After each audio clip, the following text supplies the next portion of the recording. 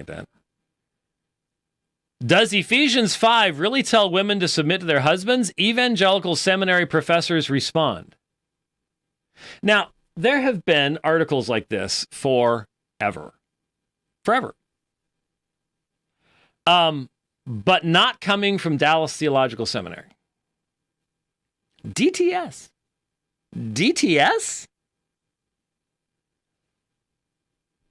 And who do we have responding here? But Sandra Glahn, associate professor in media arts and worship at DTS, who teaches a gender studies course. And Dr. Darrell Bach, senior research professor of New Testament at DTS. Now, everybody knows Darrell Bach. I had never heard of Sandra Glahn. But they're together on this. And evidently in this DTS podcast, Bach referred to Ephesians 5 as a countercultural passage that has been misused. What makes that passage so famous and a bugaboo for some people is the word submission comes up. Only it's not submission for most people. For some people, the word submission is a bad word. It's almost a 4-letter word, explained Bach. Glahn went on to explain that people reading the biblical passage should pay close attention to the verbs used in the scripture, especially for the husband. Often when we look at the verbs, the wife gets submit, and it gets taught that the husband gets to lead. But that's not his verb. That verb is not there. His verb is love. It's not phileo love. It's agape love. There isn't any difference between the two. I'd mention that. Which looks a lot like submission, said Glahn. Submission is not a woman word. It's a human word. We are all called to live in submission to our Creator, and the beginning of that section is submit yourselves to one another. Bach explained that regarding the Ephesians passage, he has his students take out a sheet of paper, draw a line down the middle, and have one column be for listing power terms in the passage, and the other for service terms. It takes power to serve. I just thought I'd mention that. When it's all said and done, inevitably what I have is, at least most often is, there'll be one term that's on the power side. It's the term head. And then everything else is on this service column, Bach noted. We have failed to see that what is happening to this term is it's being reconfigured. It's being completely reconfigured by everything else that's been said over here. So I'm supposed to nurture, care, treat the body of this person as if it's my own body, etc. Everything is not about what this person can do for me, but about what I can do for this person.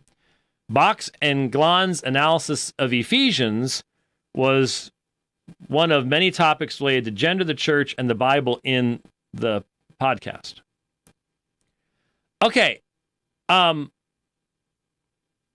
least as far as a recognition that Ephesians 5 would be abused if it is used as some sort of male dominance power trip passage. I mean, I had one guy, I can't find it, and trying to find stuff in Twitter, but I had one guy, I think last evening, say that all male complementarians, they just want to keep women down. That's the only reason they hold these views. Did you see Tom Buck's response to it? Yes. Because my wife had flown into Dallas last week when I was there, and Tom was sitting. We were sitting with Justin Peters down in the lobby of the hotel, and so I was waiting for my wife. I kept glancing over. She was supposed to be coming, and so finally she comes in, and I went over and I brought her over and introduced her to Justin and to Tom, and so it was only just a minute because she wasn't feeling well. I had to get her up to the room and let her get some food and stuff. Anyway, and Jason Lyle was coming. We ended up having dinner that evening, and I already told you about that, where we discovered all the cool stuff about. I discovered all the cool stuff about Star Trek. Anyway, so Tom says, yeah, it seemed like you guys had a normal loving relationship up until the point where she followed behind you and by 12 paces behind you, crying out, "Make way for the Lord and King," or something along those lines, as if that's what a complementarian actually believes or practices and like that. It's like, yeah, no, that didn't happen actually. No, I was making sure that she wanted to get to the room, and so we got that taken care of. So appreciate it. And it's Tom's birthday today, so I should say happy birthday to Brother Tom over there in Lindale, Texas. He's actually younger than I am. Then again, most people these days seem to be, except you. You're still somehow stayed ahead of me. I'm not sure. Yeah, well, you can say that if you'd like, but I could put you on a bike in Idaho Springs in a couple weeks, and we'll see when you get to the top of Mount Evans. Actually, we'll see about a quarter of the way up alongside the road in the ambulance. Is how that would work. So, anyway, what did you say? You got to work? Is that what you're saying? Right. So, got to drive. Yeah. Okay. Right. Anyway, let's look at Ephesians 5 for a second. I just wanted to respond to this because, maybe the Christian Post missed this or something. Maybe they just got it all wrong. I don't know. But words are words. Oh no, that's all right. Everybody else can look it up. Ephesians 5:20, always giving thanks for all things in the name of our Lord Jesus Christ to God, even the Father. And the NASB continues the sentence with the translation, and be subject to one another in the fear of Christ. The National 28th actually begins a new, well, it does. It begins a new sentence. Be subject to one another in the fear of Christ, comma, wives to your husbands in the Lord, because the man is the head of the wife, as also Christ is the head of the church, and he is the Savior of the body.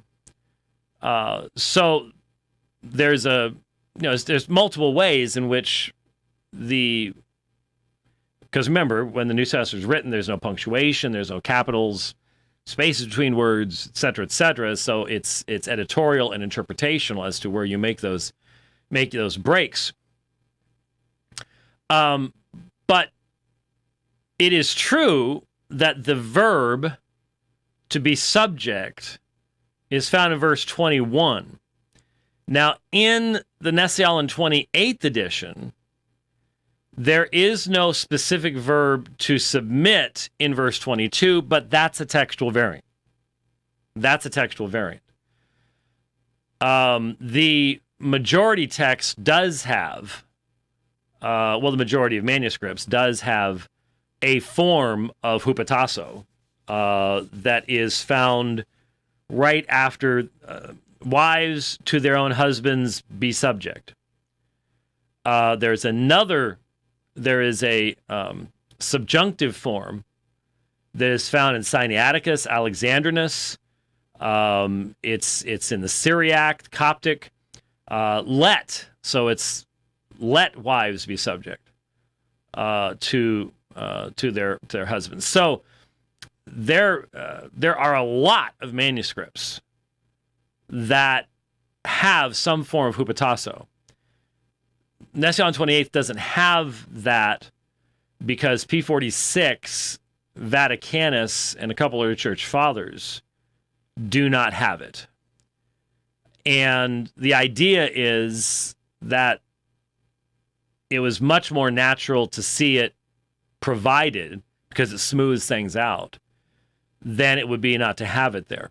I will be really interested in seeing, this is sort of in passing, I'll be really interested in seeing what CBGM, what light CBGM casts on this particular variant. That's going to be really, really interesting. if I were to guess, man, I don't know. I can make an argument for either the forms of hupotasso or for its absence. So I'll hold off my guess. But I'll say this. I think CBGM will probably end up inserting one of the two forms of hupotasso in 522. That's my guess. I can't say. It's just a guess. Just a gut feeling. So that aside, wives are specifically instructed to be subject to their husbands as to the Lord. Now, someone might argue, well, and the husband should be in subjection to Christ as well. So you're both in subjection to Christ. Well, of course. But what you don't have is verse 23. For the husband is hati aner estin kephale teis gunaikos. The husband is the head of the wife, kephale. Just as also Christ kephale teis ekklesias. Christ is the head of the church. Now, do we distinguish between Christ and the church? Yes. Is there a incredibly intimate, loving relationship between the two? Yes. But is there a plain, discernible authority relationship implied in the word kephale between Christ and the church? Yes. So when the same author says, for the husband is kephale of the wife, and then uses hos as also Christ is head of the church, he's making, hos makes an equals mark there. There's a direct connection. So whatever you want to try to do to get around this, the egalitarian, the only consistent egalitarian argument is to fundamentally deny the consistency of the biblical revelation at this point by stating either something along the lines like, well, Ephesians is Deutero-Pauline or pseudo-Pauline. That's one perspective that liberals can take. Or I mean that would be the easiest way to go. Or you can try the societal situation where you limit this specific assertion to Ephesus based upon something you can dig up from Ephesian culture or something along those lines. You could go that direction. That this was limited only to the Ephesian church, that this wasn't something that Paul did with other churches. Generally, there is the egalitarian attempt is to say, yeah, but we notice that over here in this letter, this was happening in Corinth. And so that would mean that this couldn't be what was going on in Ephesus, even though I would make the argument that making Corinth the standard for what's going on in the rest of the New Testament churches is backwards. Not only from the New Testament perspective, because Corinth is a mess. You have to have two long, difficult letters filled with discipline and correction to Corinth and Corinth only. But then historically, what's one of the very first letters we have outside the New Testament? It's the epistle. It's called the Epistle of Clement. It doesn't ever mention Clement, but traditionally.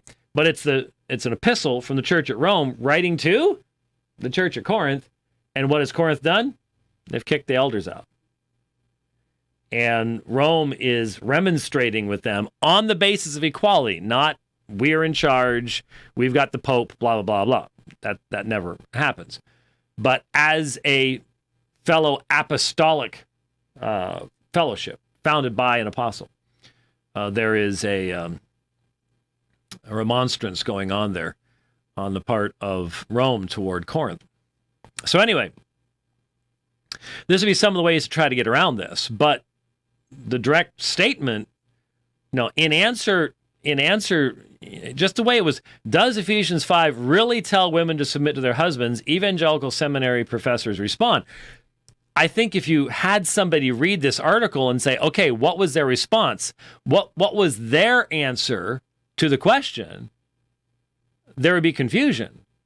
There shouldn't be any confusion as to the response to the question. Yes, Ephesians 5 does really tell women to submit. Well, it should be. If you're going to use the term husbands, then it should be wives. Really does tell wives to submit to their husbands. All the stuff about, it's funny. People, all the stuff that was taught that says about, the responsibilities of the husband and to love the wife as his own body. And it's as if we've just came up with these things and no generation before us ever knew these things. Yesterday was my 36th wedding anniversary. And I was particularly reminded of that because at our church there is a lengthy tradition that at some point during that day you're going to get a phone call from Pastor Fry, who is going to sing happy anniversary to you on the phone. If he doesn't get you, he will record it to your voicemail.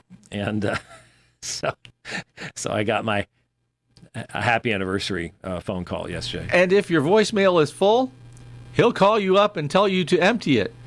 Oh, okay. So he can leave that song message. I personally don't do voicemails. It doesn't really matter, but he got hold of me and sang for me. But 36 years ago, we had to take premarital counseling and we had to read books. And guess what? Even back then, before computer, we had books back then. All that stuff was being talked about. All that stuff. People had accurately translated and understood Ephesians 5 for a long, long time. Long, long time. Doesn't change the fact that it does present an order of responsibility. That term kephale cannot be ignored. So, I don't know. What